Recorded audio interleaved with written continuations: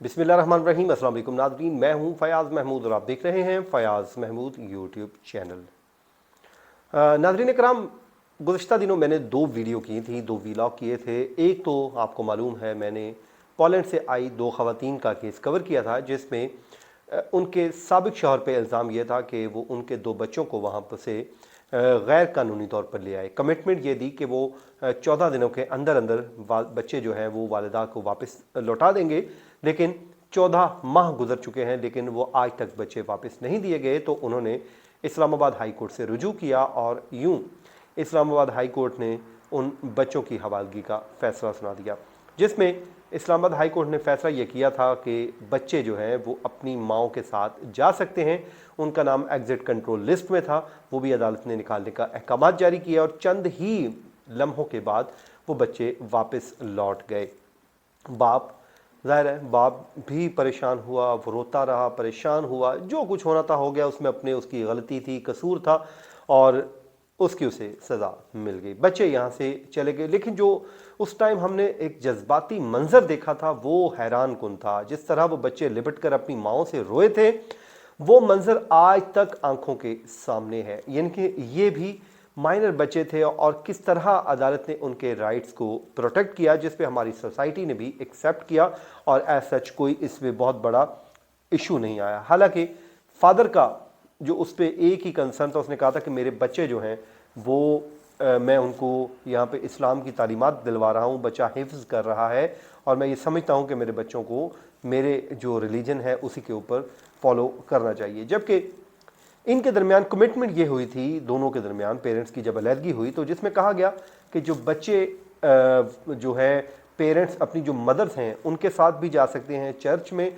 और जब इसके पास होंगे तो ये बच्चों को मस्जिद ले जाया करेगा। तो अब मैं ये समझता हूँ इस पूरी एपिसोड में नुकसान अगर किसी का हुआ है तो वो उन बच्चों का हुआ है जो अपने बाप की शफकत से महरूम हो गए, माँ के पास चले गए, पहले माँ की मोहब्बत से वो महरूम थे। तो ये वो सारी चीज़ें हैं जो हमें करने से पहले सोचनी चाहिए। इसके अलावा मैंने एक और वीलॉग भी किया था और वो ये वीलॉग था जिसमें मैंने किया था कि जनाब एक लंदन से वीडियो सामने आई थी जिसमें आप देख सकते थे एक पाकिस्तानी नौजवान था, स्टूडेंट था, जो रो रहा था, चिल्ला रहा था, चीख रहा था, माफ़िया मांग रहा था। और उसके बाद मैंने इस पर जब बताया आप लोगों के साथ जो कमिटमेंट की मैंने चीज़ें शेयर की, पहले तो मैंने उस वीडियो को देखते हुए जो नज़र आया वो आपके साथ शेयर कर दिया कि जनाब ये एक मामला है और इस तरह ये हुआ है, उसमें पाकिस्तानी के साथ ये कुछ हुआ है। उसके बाद मेरे साथ आप लोगों ने, मुख्तलिफ लोगों ने रब्ता किया, जिसमें यूरोप में रहने वाले मेरे जो फेसबुक पे, यूट्यूब पे चाहने वाले हैं उन्होंने कांटेक्ट किया।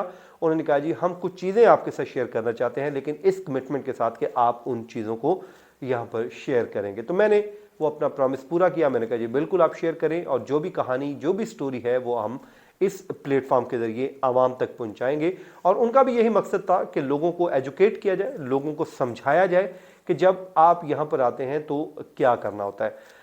अच्छा जनाब, जो चीज़ें मेरे सामने आई फ्रांस से या नॉर्वे से या इंग्लैंड से ही, वो मैं आपके साथ कुछ चीज़ें शेयर कर देता हूँ।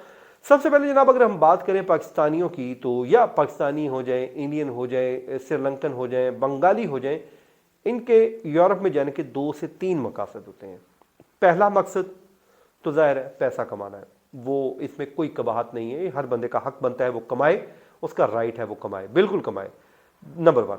दूसरा जो है यहाँ से आप ज़ाहिर है हम देखते हैं जो वहाँ की गोरियों का लाइफस्टाइल होता है, जो उनकी ड्रेसिंग होती है, हम वैसे ही वो अंदर से बस कहते हैं कि बस किसी तरीके में मुझे मिल जाए, यानी कि वाइट स्किन तो हमारी वीकनेस बन के रह गई है।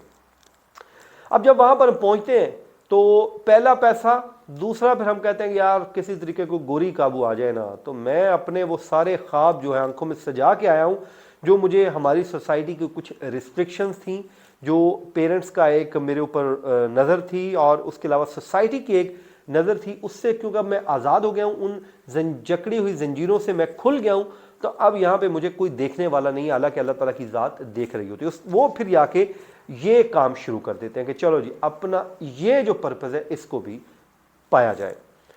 तीसरा मकसद ये होता है शहरियत हासिल करना, और वो शहरियत हासिल करने के लिए कुछ तो बेचारे साल साल वहाँ पे मेहनत करते हैं, हक हलाल तरीके से काम करते हैं, पैसा भी कमाते हैं और शहरियत भी हासिल कर लेते हैं। और कुछ होते हैं शॉर्टकट मारते हैं, जाते ही गोरियाँ को काबू की और उसमें शादी की, और उसके बाद जो है वो शादी की, किसी से बच्चे पैदा हो गए। वही ये जो सलीम साहब के साथ हुआ पोलैंड में।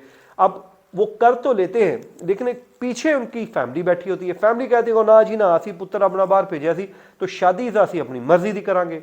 अब ये वहां पे फंस चुके होते हैं, डॉक्यूमेंट इनको मिल चुके होते हैं। अब ये कहते हैं कि चलो ठीक है यार, डॉक्यूमेंट मिल गया, यहाँ का कानून है, ठीक है बच्चों को मिलते रहेंगे, देखी जाएगी। पीछे जो अपने पेरेंट्स की मर्जी से एक अपनी फूफो की बेटी या खाला की बेटी से शादी कर लेते हैं। यहाँ पे आते हैं वो खाला की बेटी के साथ शादी कर लेते हैं। उसके बाद फिर जब खाला की बेटी से शादी करते हैं तो गोरियों के हाँ तो ये कॉन्सेप्ट ही नहीं है दूसरी शादी वाला। वो कहती हैं अच्छा तू पुत्र लगना है, वो बच्चे लेती हैं और लेके साइड पे हो जाती हैं। फिर इनको इस बात का पता चलता है कि जनाब ये मैं क्या कर बैठा हूं। अब बच्चे याद आते हैं, खून तो अपना होता है, तो फिर वहां से मसाइल शुरू होते हैं। इसके साथ ही साथ ये जो अब आ जाए जी उस टॉपिक पे जो मुझे लोगों ने बताया कि वीडियोस जो होती हैं वो क्या होता है। वो कहते हैं जी पाकिस्तान जब ये इन की हरकत का, हमारे जो लोगों के स्टूडेंट्स की हरकत का पता होता है उन्हें, जब वो पहुंचते हैं वहां पे और जाके वो ये करते हैं कि जनाब इनके ऊपर वो नज़र रखने का फैसला करते हैं, इनको रडार में ले लेते हैं। इनको आप यूँ कीजिए कि वो नैरो डाउन करते हैं, सिलेक्ट करते हैं यार ये बंदा, इसको नैरो डाउन किया, इसको सिलेक्ट कर लो, इसको रडार पे ले लो। इनके साथ वो चैटिंग शुरू हो जाती है, लड़की चैट करती है। जैसे ही चैट पहला मैसेज आता है, लड़की की फ्रेंड रिक्वेस्ट आती है, तो ये कहते हैं ओ अल्लाह अल्लाह क्या बात है जी, ज़बरदस्त गोरी का मैसेज आ गया। ये वहीं पर बिछ बुझ जाते हैं। उसके बाद इनके साथ जब वो बातचीत शुरू होती है तो वो कुछ दिनों के बाद वो लड़की जो है ना अपनी एज बातों ही बातों में इसको 13 साल इनको बता देती है। ये मुझे बताया गया। अच्छा अब क्योंकि इनके जहन पे एक ही चीज़ सवार होती है तो फिर ये पीछे हटने को तैयार नहीं होते। ये कहते हैं कि जैसे उन्हें गोरी फतह करके रहनी है। उसके बाद फिर ये होता है कि जनाब वो इनको मजीद फंसाने के लिए, मजीद एविडेंस कलेक्ट करने के लिए इनको कह देंगे जी अपनी कुछ हमें नेकेड पिक्चर या नाज़िबा तस्वीर भेजो, ये भेज देते हैं।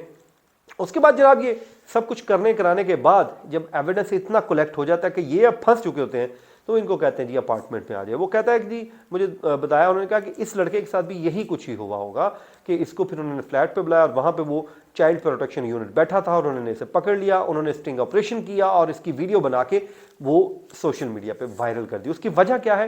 वो कहते हैं कि इसमें इनको एक्सपोज करना मकसद होता है ताकि दूसरे लोग इस बात से इबरत पकड़ें। अब वो कहते हैं इसकी एक वीडियो आई है ना, अब दूसरे जो स्टूडेंट हैं वो डर जाएंगे देख के, वो कहेंगे यार 13 साल की बच्ची के साथ ये जुल्म नहीं करना। तो फिर सम टाइम तो वो इनको छोड़ देते हैं कि चलो ठीक है इससे हो गई, लेकिन सम टाइम इनको सजाएं भी मिलती हैं। तो इसलिए जब आप जाते हैं वहाँ पर बहुत एहतियात कीजिए। पराया देश है, वहाँ पे आपकी वो SHO फ़ोन भी नहीं सुनेगा, वहाँ का जो ASI आपको जो है जेल में भी फेंकेगा, वहाँ पे IG ने फ़ोन करके अपने SHO को ये भी नहीं कहना कि बंदा छोड़ दो, ऊपर से मियाँ साहब का फ़ोन आ रहा है। तो वहाँ पे जाइए, पढ़िए, मुल्क का नाम रोशन कीजिए और वापस आ जाइए। अब इस वीडियो में क्या हुआ है? इस वीडियो में यही आ रहा है कि पाकिस्तानी स्टूडेंट, तो ये हमारे लिए बड़ी काबिल शर्म बात है कि जब हमारा आप एम्बेसडर होते हैं और पाकिस्तान का नाम इसी तरह जो है आप बदनाम करके आ जाते हैं। तो नाज़रीन ये था आज का हमारा वीलॉग। दुआ है कि पाकिस्तानी जहां जाएं पाकिस्तान का नाम रोशन करके आए। मुझे दीजिए इजाज़त, अपनी दुआओं में याद रखिए। अल्लाह निगहबान।